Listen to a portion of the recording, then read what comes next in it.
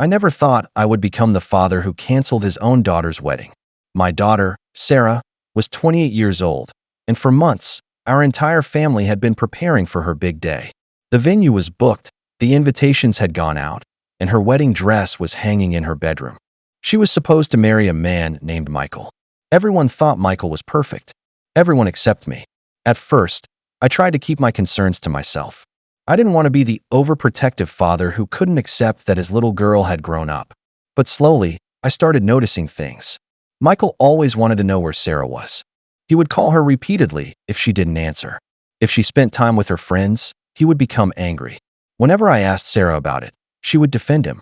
"Dad, he's just worried about me." I wanted to believe her. Then, one evening, Sarah came to my house alone. She sat at the kitchen table, staring at the floor. I asked her, "Are you happy?" She didn't answer. That silence told me everything. Finally, she whispered, "Dad, I don't think I want to marry him." My heart broke. I asked her why she couldn't call off the wedding. She started crying. "It's too late," she said. "Everyone has already spent so much money. Everyone is expecting me to marry him." I looked at my daughter and said, "You are not responsible for protecting a wedding. We are responsible for protecting you."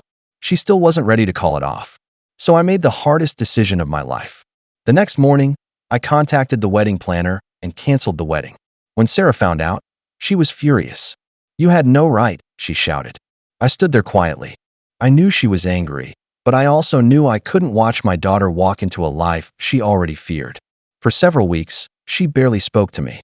Then one rainy afternoon, there was a knock at my door. Sarah stood outside. She walked straight into my arms and started crying. "Dad," she said.